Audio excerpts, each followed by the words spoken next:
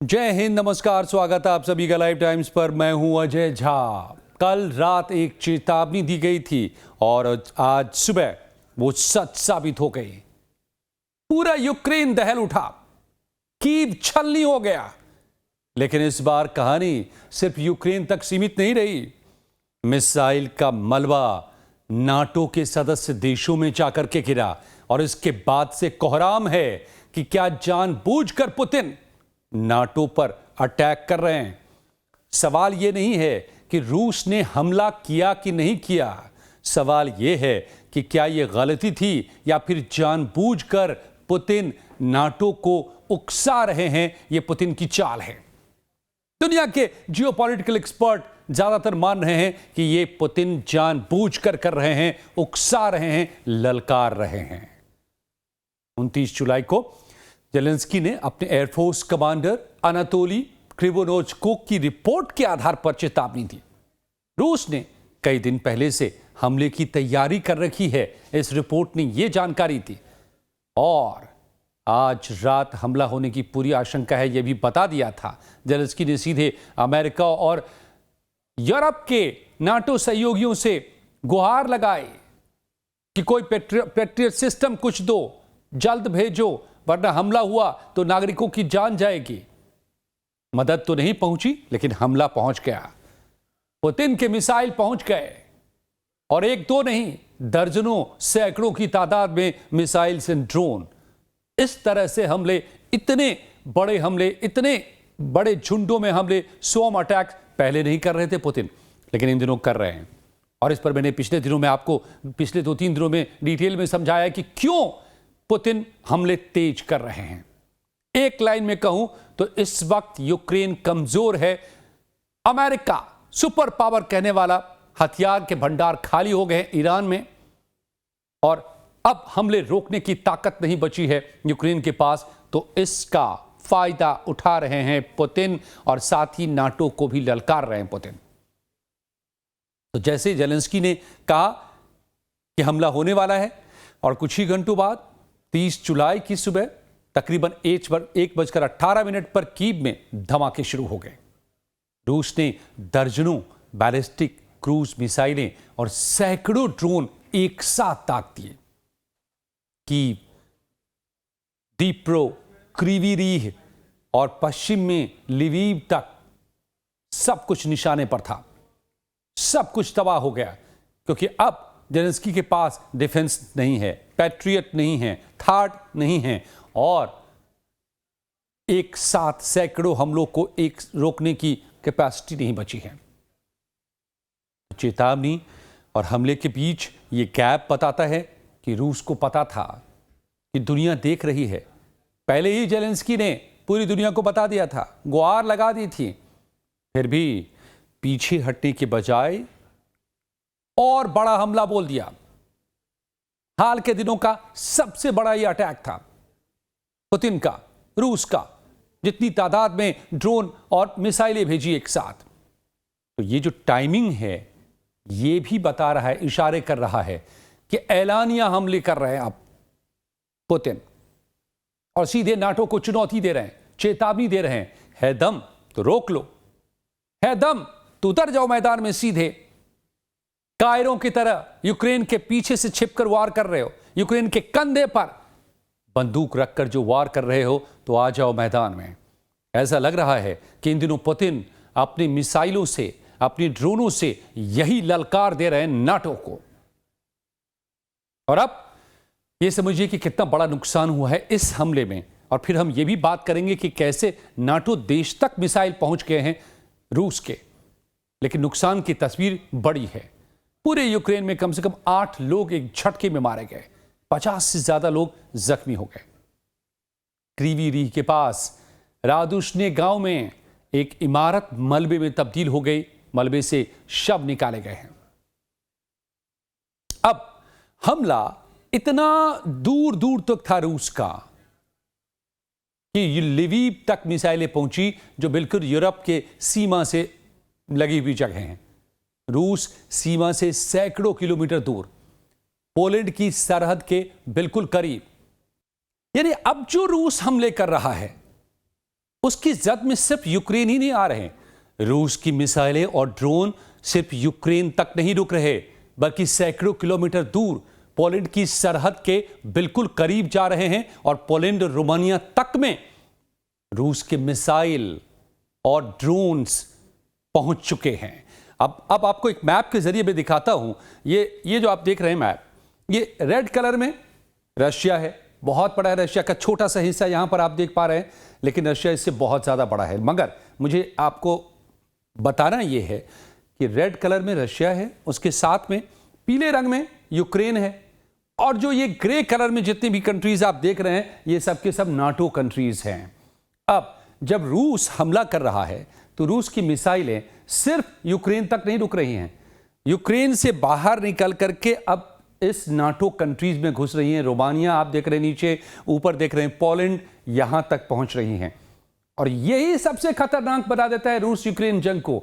अगर रूसी मिसाइलें या ड्रोन अब इन नाटो कंट्रीज में जा रहे हैं तो यानी पुतिन सीधे सीधे ललकार रहे हैं नाटो कंट्रीज को। और या पुतिन की यह स्ट्रैटेजी है कि वो देखना चाह रहे हैं कि क्या आर्टिकल 5 ऑफ नाटो एक्टिवेट होता है, आर्टिकल 4 भी एक्टिवेट होता है, क्या सारे कंट्री इस पर बात करने इकट्ठे हो जाते हैं। आर्टिकल 4 बताता है नाटो का कि अगर कहीं दुश्मन से खतरा महसूस करता है कोई भी देश, तो फिर सारे कंट्री इकट्ठे होंगे अगर आर्टिकल 4 एक्टिवेट होता है, और बात करेंगे कि कैसे रिस्पॉन्ड किया जाए। लेकिन अगर आर्टिकल 5 एक्टिवेट हो गया तो इसका मतलब है कि ऐलान जंग, सब मिलकर लड़ेंगे दुश्मन के खिलाफ। और यही टेस्ट कर रहे हैं पुतिन। ये बता रहे हैं कि हाँ, यूक्रेन की जंग में कोई मिसाइल भटक गया होगा, कोई ड्रोन भटक गया होगा, लेकिन दुनिया के जानकार ये कह रहे हैं कि ये भटकना नहीं है, ये एक स्ट्रैटेजी है, सोची समझी स्ट्रैटेजी है पुतिन की। वो टेस्ट करना चाह रहे हैं कि नाटो का रिस्पॉन्स क्या है, नाटो का पेशेंस क्या है, नाटो किस तरह से रिएक्ट करेगा अगर हमला कल को पुतिन करते हैं सीधे नाटो पर। और एक तो ये, और दूसरा साइकोलॉजिकल प्रेशर क्रिएट करना। पोलैंड की सरहद के करीब अगर जाकर मिसाइलें गिर रही हैं तो पोलैंड को अपने आसमान में F-16 उतारना पड़ रहा है कि कहीं उसकी जद में, उसकी कंट्री में भी ना आ जाए, और गिरे हैं, मिले हैं मिसाइल। तो कंक्लूजन इन बातों का यह है कि ये हमले सिर्फ यूक्रेन को दहलाने के लिए नहीं हो रहे, बल्कि नाटो को ललकारने के लिए भी थे, जो कल रात हुए हैं। अब सिर्फ पूर्वी मोर्चे की जंग नहीं रह गई है, ये भूगोल खुद बता रहा है कि निशाना नाटो की सीमा की तरफ खिसक रहा है। तो इसके क्या कोई प्रूफ मिले हैं कि वाकई नाटो को डायरेक्ट निशाने पर ले रहे हैं पुतिन? मिले हैं। पोलैंड में मिसाइल मिली है, और यही सबसे बड़ा टकराव पैदा कर रहा है, यही सबसे बड़ा खतरा पैदा कर रहा है कि क्या रशिया वर्सेस नाटो की जंग तो नहीं शुरू हो जाएगी, या क्रिंक वर्सेस नाटो की जंग तो नहीं शुरू हो जाएगी। क्रिंक वर्सेस नाटो की अदावत कैसी चल रही है मैंने पिछले वीडियो में बताया है, आप उसको देख सकते हैं इसी प्लेलिस्ट में। लेकिन खतरा ये बना हुआ है, और हर रोज जो खबरें, तस्वीरें निकल के यहां से आ रही हैं, वो इसी खतरे को और ज्यादा आगे बढ़ा रही हैं। तो क्या हुआ है? पोलैंड में मिसाइल मिले। पोलैंड के प्राइम मिनिस्टर हैं डोनाल्ड टस्क, उन्होंने, जिनकी तस्वीर आप देख सकते हैं यहां पर, ये टस्क साहब हैं, इन्होंने खुद इस खबर की पुष्टि की है कि पोलैंड के एक खेत में गिरी हुई चीज संभवतः एक रूसी मिसाइल थी। अब ये संभवतः जो है कोट अनकोट, ये लगाना मजबूरी है भाई साहब की। अगर बोल देंगे कि हाँ रूसी मिसाइल थी, तो फिर तो ये तय हो जाएगा कि जंग करो, रूस तो मिसाइलें मार रहा है, तो फिर चुपचाप तमाशा क्या देख रहे हो, बात बहुत आगे निकल जाएगी। तो इसको संभवतः लगा करके पाटने की कोशिश है, अंदर तक कारपेट करने की कोशिश है, देखने की कोशिश है कि क्या और भी हमले होते हैं। लेकिन रूस से अगर मिसाइल यहां तक पहुंची है तो संभवतः की कोई गुंजाइश नहीं, या तो रूसी थी या नहीं थी। मिसाइल में इतनी चीजें मौजूद होती हैं, इतने कोडेड मौजूद होते हैं, इतने टेक्स्ट मौजूद होते हैं कि कोई भी पढ़ के बता सकता है, लेकिन कह रहे हैं संभवतः। तो बहरहाल अब ये अगर मिसाइल संभवतः कह रहे हैं यहां के प्राइम मिनिस्टर कि ये रूसी थी, तो फिर क्या रूस निशाने पर था, पोलैंड निशाने पर था रूस के। लिविव पर जो हमले हुए हैं उसके चलते पोलैंड को कल रात भी अपनी हवाई सीमा को बचाने के लिए फाइटर जेट्स को आसमान में लाना पड़ा, निगरानी करनी पड़ी कि कोई मिसाइल या कोई ड्रोन पोलैंड की तरफ तो फिर नहीं आ रहा है। यह है उस संभवतः वाले मिसाइल के डर का नतीजा। क्या क्या चल रहा है रूस और नाटो के बॉर्डर पर, जरा समझते चलिए। कैसे कभी भी यह चिंगारी महायुद्ध में भड़क सकती है। याद कीजिए, वो पहली बार नहीं है। सितंबर 2025 में भी पोलैंड ने रूसी ड्रोन घुसपैठ के बाद नाटो का आर्टिकल 4 एक्टिवेट किया था, जिसके बारे में मैंने आपको बताया। जब 19 ड्रोन पोलिश एयर स्पेस में जा घुसे थे और डच जेट्स की मदद से कुछ को मार गिराया गया था। यानी ये पहली बार की घटना नहीं है, ये 1 साल पुराना पैटर्न है जो अब ड्रोन से बढ़कर मिसाइल तक पहुंच चुका है। मिसाइल के भी मलबे मिल रहे हैं नाटो कंट्रीज में, पोलैंड में, रोमानिया में। 3 दिन में 3 ड्रोन पहुंचे हैं। तो फिर क्या है नाटो का इशारा? आर्टिकल 4 और 5 में आपको बता चुका हूं कि आर्टिकल 4 मतलब इकट्ठे हो जाओ, बातचीत करो, सब बातचीत के लिए बुलावा आता है। नाटो काउंसिल में तुरंत चर्चा होती है अगर कोई खतरा नाटो कंट्री महसूस करता है। और यह अब तक नाटो के इतिहास में सिर्फ 8 बार हुआ है। सेकेंड वर्ल्ड वॉर के बाद से, द्वितीय विश्व युद्ध के बाद से अब तक सिर्फ 8 बार, क्योंकि तभी से नाटो भी बना है। और आखिरी बार सितंबर 2025 में इसी ड्रोन वाली घटना पर भी आर्टिकल 4 को एक्टिवेट किया गया था। और फिर से वही हालात पैदा हो रहे हैं। तो क्या आर्टिकल 4 एक्टिवेट होगा या आर्टिकल 5 तक बात जाएगी? आर्टिकल 5 क्या है? असली जंग का ऐलान वाला यही एक्ट है, यही अनुच्छेद है। एक सदस्य पर हमला यानी सभी नाटो कंट्री पर हमला। और यह पूरे इतिहास में सिर्फ एक बार 9/11 के बाद इसका इस्तेमाल हुआ है। तो क्या अब रूस के खिलाफ आर्टिकल 5 एक्टिवेट होगा? फर्क साफ समझ सकते हैं। आर्टिकल 4 चलो बात करते हैं, आर्टिकल 5 चलो जंग शुरू करते हैं। यही है दोनों आर्टिकल इन शॉर्ट।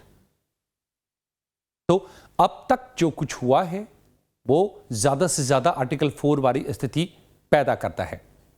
लेकिन अगर पोलैंड ये साबित कर देता है कि जो मिसाइल, संभवतः रूसी मिसाइल जिसको कह रहे हैं, वो जानबूझकर भेजी गई थी, रूस ने भेजा था, तो अगला कदम कहीं ज्यादा खतरनाक हो सकता है। यानी आर्टिकल 5 ये मजबूरी हो जाएगी नाटो की, वरना किरकिरी होगी, हार होगी। पुतिन और हमले कर सकता है और पुतिन यही चाह रहे हैं। पुतिन ने स्पंज बना रखा है यूक्रेन को, पूरे वेल्थ और वेपन सक करने के लिए नाटो से, और 4 साल से वो कर रहे हैं। और ईरान जंग ने तो एक झटके में आधे से ज्यादा खाली कर दिए। आपको जानकर हैरानी होगी कि 50 to 80% डिप्लीशन हो चुका है अमेरिका के हथियार के जखीरों में। तो इस वक्त जर्जर हाल में अमेरिका, इसलिए डोनाल्ड ट्रंप ने साफ कह दिया जेलेंस्की को, कुछ नहीं हम दे सकते आपको, no Patriot, no THAAD, no defence. इसीलिए जब अब मिसाइल या ड्रोन मार रहे हैं पुतिन, तो सीधे जाकर यूक्रेन में टारगेट को तबाह कर रहा है। वो डिफेंस है ही नहीं। तो अब जो ये रूस के हमले हो रहे हैं, क्या जानबूझकर हो रहे हैं या गलती से हो रहे हैं? ये सबसे बड़ा सवाल इस वक्त बना इसलिए है क्योंकि इसी के नतीजे पर यह तय होगा कि क्या जंग छिड़ेगी, विश्व युद्ध छिड़ेगा, या महज ये एक गलती, एक भूल है। तो इस पर एक्सपर्ट्स बटे हुए हैं। अलग अलग एक्सपर्ट्स की अलग अलग राय है। कभी रूस के ड्रोन मिसाइल यूक्रेनी एयर डिफेंस से बचने के लिए घुमावदार रास्ता भी लेते हैं, जिससे वो कई बार गलती से नाटो की सीमा में भी घुस जाते हैं। आप जानते हैं मैप में कि रशिया है, यूक्रेन है और नाटो के कंट्रीज हैं उसमें। तो नाटो पर सीधे अटैक करने हैं तो कई बार वो यूक्रेन पर अटैक करने हैं तो नाटो कंट्रीज से होकर के आता है, यूरोपियन कंट्रीज से होकर के आते हैं। लेकिन इसमें भटकने का चांस रहता है। लेकिन कई expert, defence expert, geopolitical expert कहते हैं कि ये सब कुछ रूस का गेम है, पुतिन की चाल है। जानबूझकर रूस छोटे छोटे नाटो देशों को डराने का काम कर रहा है और वेस्टर्न डिफेंस सिस्टम को, पश्चिमी रक्षा तंत्र को के रिएक्शन को, उसकी प्रतिक्रिया की रफ्तार को टेस्ट करने के लिए पुतिन ऐसा कर रहे हैं। और आपको जानकर हैरानी होगी, 2024 से 2025 के 18 महीनों में पुतिन ने सैकड़ों ड्रोन भेजे और यूरोप को शुरुआती कई महीनों तक कुछ पता नहीं चला। इतना कमजोर है नाटो का एयर डिफेंस तंत्र। वो बने थे बड़े बड़े एयरक्राफ्ट को, फाइटर जेट्स को डिटेक्ट करने के लिए। छोटे छोटे ड्रोन बाईपास कर जा रहे हैं। हालांकि अब उन्होंने उसमें सुधार किया है। तो क्या अब सुधार के बाद की ये टेस्टिंग चल रही है पुतिन की? कई जानकार दोस्तों में बताऊं कि ये मान रहे हैं कि पुतिन, जिनके जीवन का लक्ष्य है रूस के खोए गौरव को वापस लौटाना, यूएसएसआर के विघटन के बाद जो रूस का वर्चस्व कम हुआ उसको वापस दिलाना, और इसके लिए नाटो को, अमेरिका को कमजोर करना जरूरी है और नाटो को तोड़ना जरूरी है। और दरअसल यूक्रेन से जंग पुतिन की इसी मुहिम का एक छोटा हिस्सा है। पुतिन की प्लानिंग बहुत लंबी है और यही डर नाटो को एक तरफ सता रहा है तो अमेरिका को एक तरफ थर्रा रहा है। सितंबर 2025 में भी रूस ने दावा किया था कि ड्रोन भेजना जानबूझकर नहीं था, लेकिन नाटो प्रमुख मार्क रूटे ने इसे लापरवाह और खतरनाक बताया था। तब जानबूझकर हो या ना हो, चाहे गलती हो या फिर स्ट्रैटेजी हो पुतिन की, नतीजा एक ही है, बहुत साफ है। नाटो देशों का धैर्य हर बार थोड़ा घटता जा रहा है और यह भी खतरनाक है। याद कीजिए, कल ही ट्रंप जेलेंस्की मीटिंग में पेट्रियट मिसाइल लाइसेंस डील पर सहमति बनी और आज के हमले ने साबित कर दिया कि समस्या मिसाइल तक बनाने की क्षमता तक की नहीं है। PAC-3 इंटरसेप्टर्स मिसाइलों की भारी कमी हो गई है। इंटरसेप्टर्स नहीं है, रोकने वाले मिसाइलें नहीं हैं हमलों को, और ये सिर्फ अमेरिका दे सकता है, वही बना रहा है। लेकिन अमेरिका के खुद भंडार में 50 to 80% खत्म हो चुके हैं ईरान जंग की वजह से, और उससे पहले 4 साल तक रूस से जंग यूक्रेन में। यानी ट्रंप की मीटिंग होती है और इधर रूस कहर ढा देता है यूक्रेन पर।